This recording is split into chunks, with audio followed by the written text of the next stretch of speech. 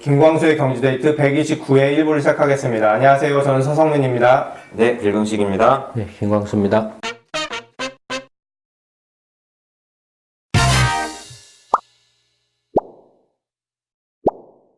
네, 저희 김광수 경제데이트가 이제 팟빵에서는 그만 올리고 이제 유튜브에서만 접하실 수 있도록 그렇게 결정이 됐는데요.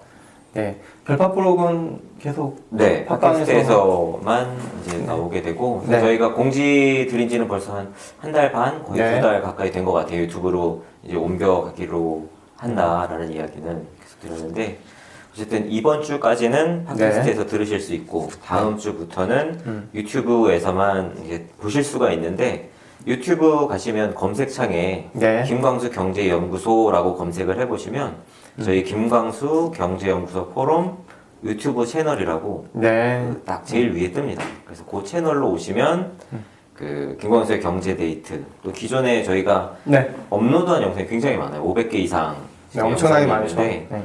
그 경제 공부하시는 데에도 도움이 되는 영상들이 많이 있으니까 네. 채널 오셔서 한번 예전 영상까지도 같이 보시면 도움이 많이 되실 것 같아요.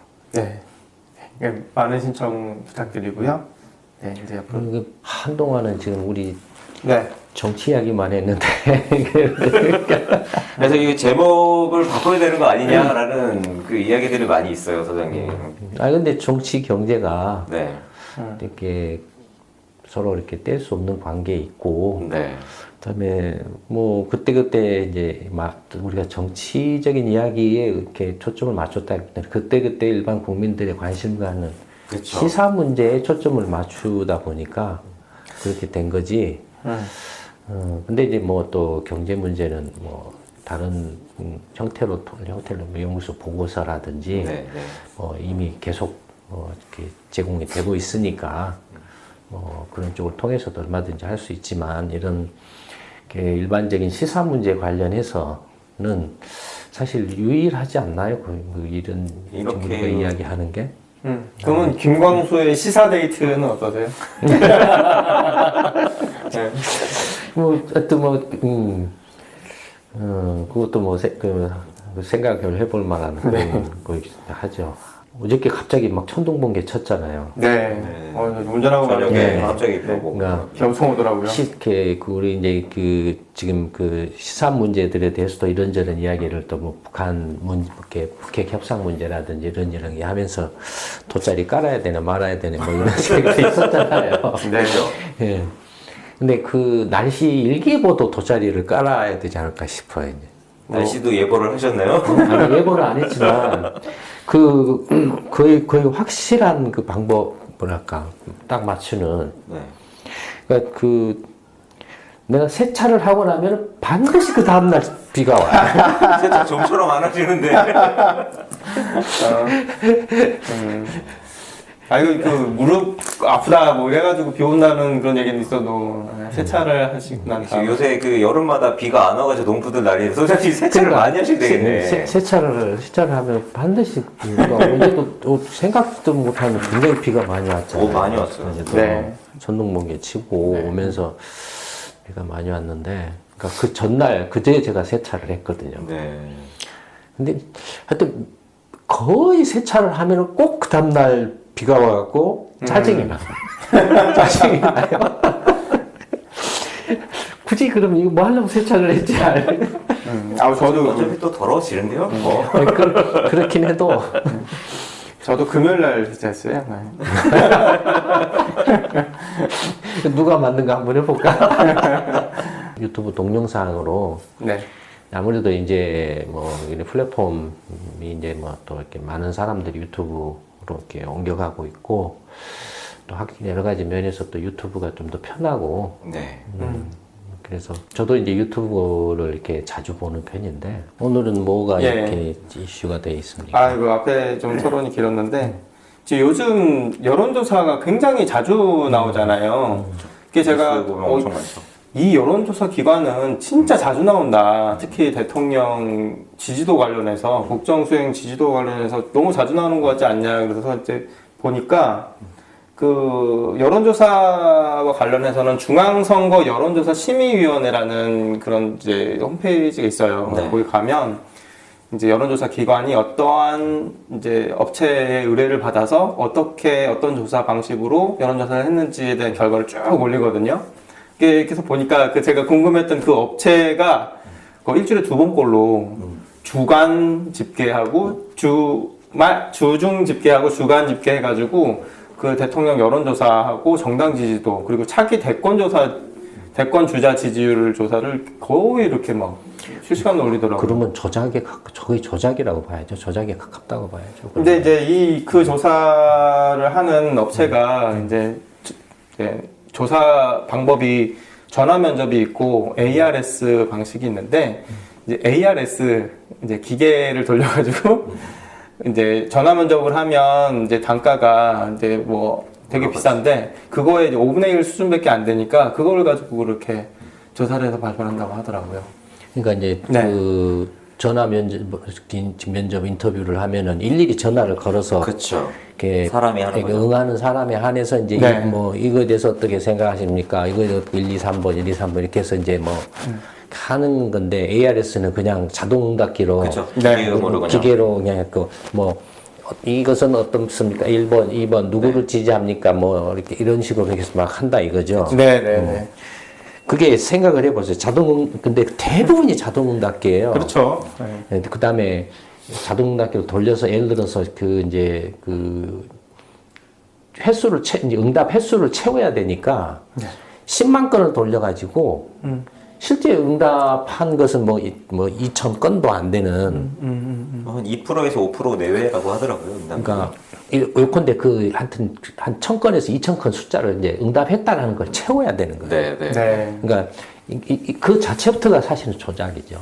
그 자체부터가. 그러니까 말이 이게 무슨 무작위로 10만 건 이상 15만 건을 돌리냐 이게.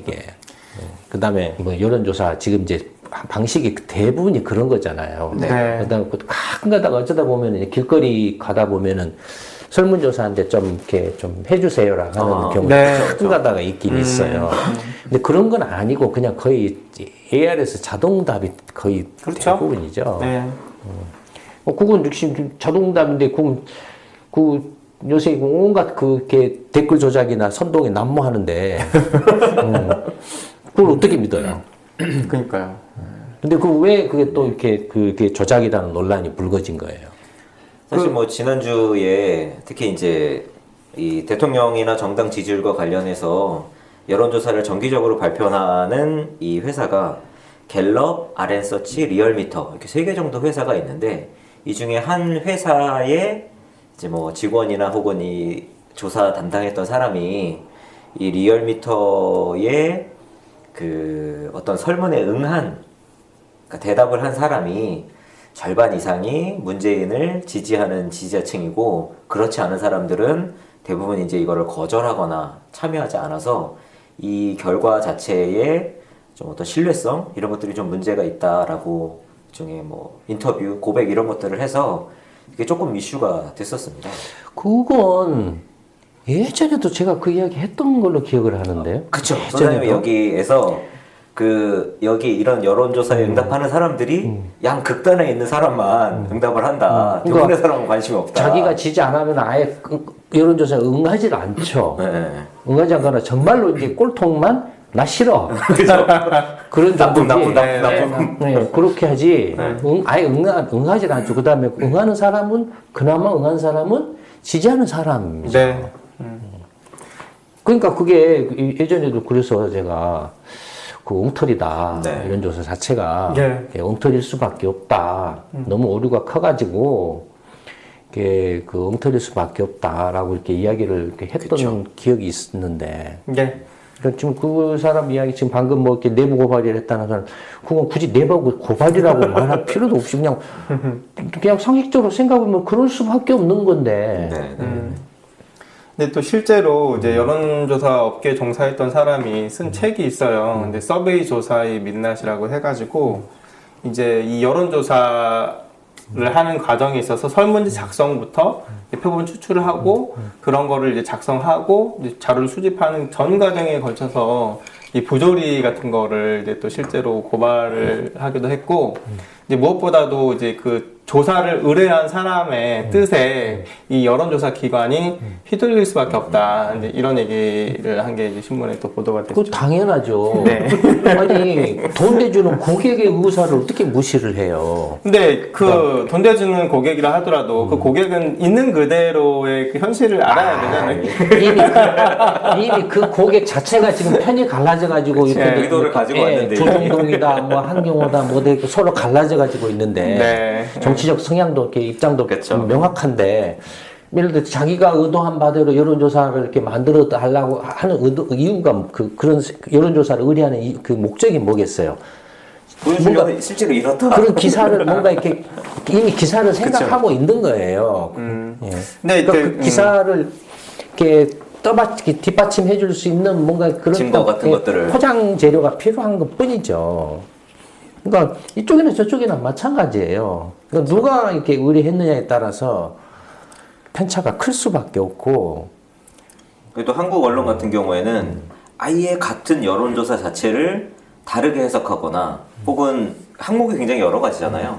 그럼 자기가 원하는 항목만 부각시켜서 뭐 발표를 한다거나 이런 식으로 굉장히 좀 재포장 그러니까 심각하다는 이야기를 하더라고요. 여론조사를 의뢰하는 고객 자체가 네. 네. 그 이른바 정치적으로 보수라든지 아니면 수구 꼴통이라든지 아니면은 이렇게 좌파라든지 진보라든지 이렇게 아니면 좌빨이라든지 이렇게 색깔이 이렇게 명확하니까 여론조사를 의뢰할 때 이렇게 그냥 객관적이고 중립적으로 해달라고 하겠냐 이거예요.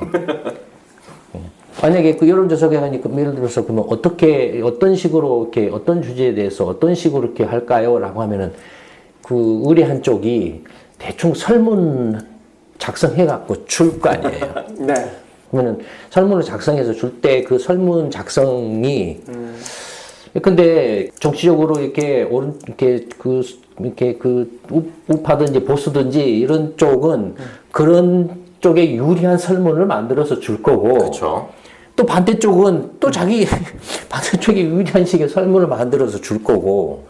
그러면은 여론조사가 아니라 그 설문 준 거 받아가지고 그냥 AR에서 돌려가지고 이렇게 하면은 이렇게 딱 갈라져서 나올 수밖에 없잖아요. 그렇죠. 그러니까 그런 것도 그렇고, 이제 그 지지도 조사 같은 경우는 이제 그 양자택일이라는 거예요.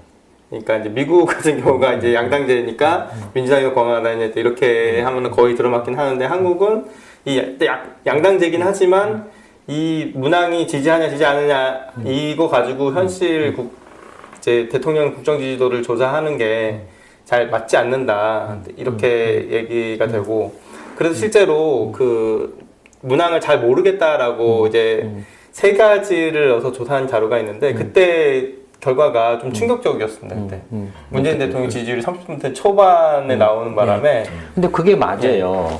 왜 맞냐면 실제로 선거를 보면 투표에 참가한 사람이 많이 봐야 60%다 이거예요.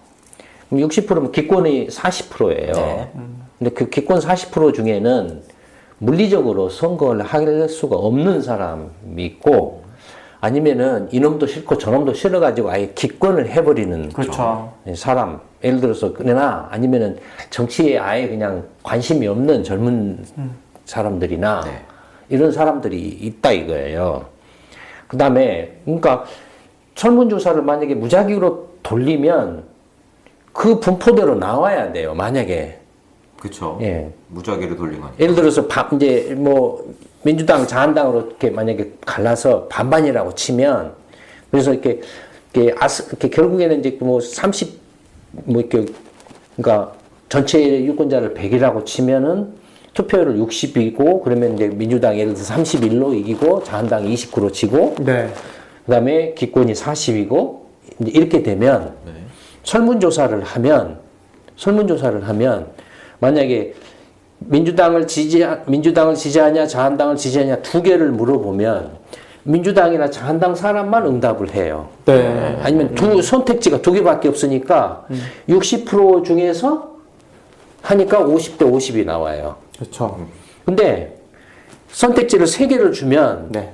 민주당, 자한당 나는 무소속, 난 지지자 없음라고 하면은 예, 선택지가 이제 40이 나와요. 뭐 지지하는데 그렇죠. 없으면 40 이렇게 나오면은 민주당 문재인 지지율이 30%로 떨어져요.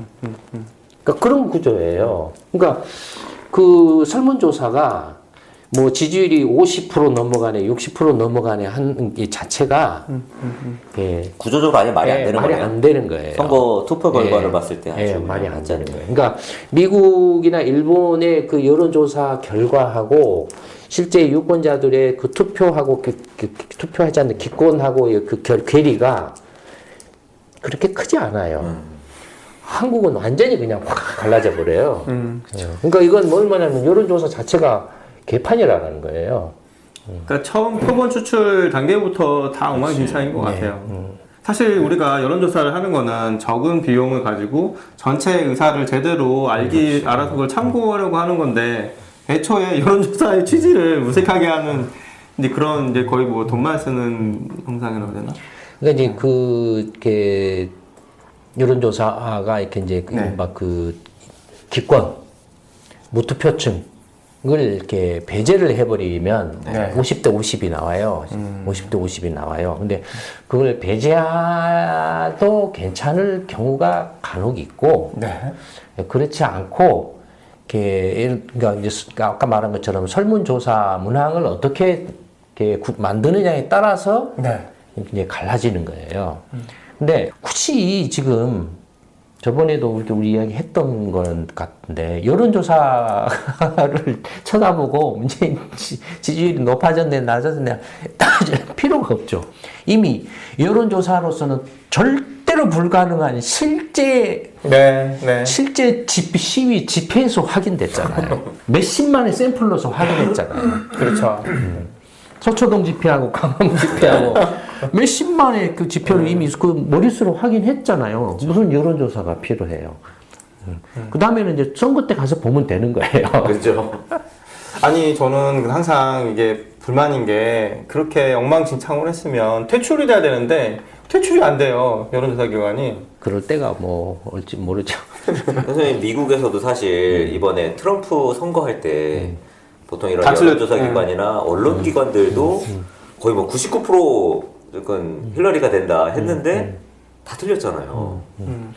그러니까 틀렸던 이유가 네. 그러니까 이제 그 전통적으로 민주당 지지자, 공화당 지지자는 거의 고정돼 있어요.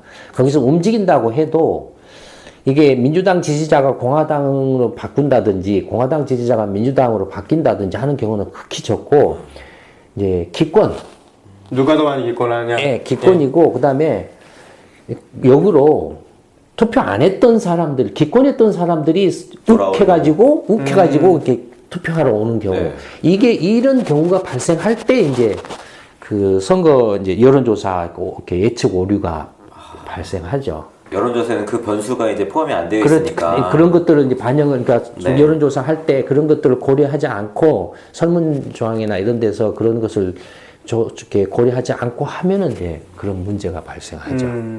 그러니까 아까 말했던 것처럼 민주당 지지합니까? 공화당 지지합니까? 아니면은 이렇게 지지 정당 없음 뭐 이런 식으로 설문조사를 만들어 주면 네. 지지 정당 없음 뭐 이렇게 그런 이제 세계 설문조사로 해가지고 쭉 이렇게 해보면은 지지 정당 없음의 변화를 보면은 이렇게 어느 정도 조금 이렇게 가늠할 수도 있겠죠. 그러니까 설문조사를 이렇게 문항을 어떻게 그 설계하느냐에 따라서 그러니까 이제 지금 변수는 이제 그런 거예요. 기성 정당에 대한 혐오, 거부감, 이놈들 이렇게 다 똑같은 놈들이야. 다 갈아치워야 돼. 근데 마땅히 지금 찍어줄 놈이 없어. 에이, 나 투표 안 해. 이런 것들이 이렇게 늘어나는 한편, 또 한편에서는 이렇게 투표를 안 했던 사람이나 찍어줄 놈이 없다라고 기권했던 사람이 느닷없이 그냥 트럼프 같은 사람이 팍 튀어나와가지고 네. 그냥 내가 민주당하고 공화당을 다 갈아치울 거야라고 이렇게 딱 하니까 그래 너 한번 해봐 하고 투표하고 와버리는 경우 그러게요. 와버린 경우 네. 그때는 이제 이렇게 오류가 확 그쵸, 예, 이렇게 예측 오류가 확 커져버리죠. 근데 지금 그런 상황이 세계적으로 지금 그렇죠. 일어나고 여기저기서 일어나고 있잖아요. 있는 것 같아요. 참, 네. 한국도 사실 마찬가지죠. 그러니까 여론조사라는 게 말이 어떻게 여론조사를 일주일에 2번씩이나 하고 매주 여론조사를 합니까? 그러니까 너무 사실 놀랐어요. 이게 이걸 너무 믿고는 자주 나오길래 3번을 합니다. 일주일에 3번. 두 번은 이제 대통령 정당 정기조사고, 그러니까 엉터리라는 소리를 들을 수밖에 없어요. 그렇죠. 이건 사실상 불가능하죠, 이렇게 한다면. 근데 그런 엉터리를 가지고 언론 기사를 쓰고 보도한다는 것도 이게 그러니까 정치적인 이게 언론이 아니에요, 사실. 그렇죠. 누가 정권을 잡고 누가 대통령에 따라서 가서 그냥 이렇게 딸랑딸랑 하고 거기 이렇게 맞춰서 이렇게 하는 게 그래서 저는 이런 거를 되게 정말 화가 나는 게 국정 운영 방향, 특히 이제 지소미아에 대해서 찬성하냐 반대하느냐 이런 여론조사 기관을 가지고 청와대나 민주당이나 이런 관료들이 결정을 한다고 하는 게 너무 막 볼 때마다 화가 많이 나더라고요. 그 지소미아가 무슨 뜻인지 충분히 사람들이 인지하고 그 여론조사에 응을 나도 처음에 지소미아가 뭔지 몰랐어요.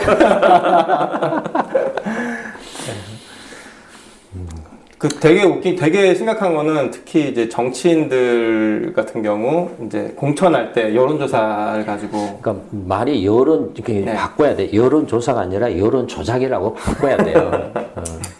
여론조작을 위한 조사. 뭐 그런 걸로 바꿔야 돼요. 이 정도는 합시다. 네. 그러면 이제 129회 1화는 여기까지 하고 2부에서 다시 뵙도록 하겠습니다. 예, 감사합니다. 감사합니다.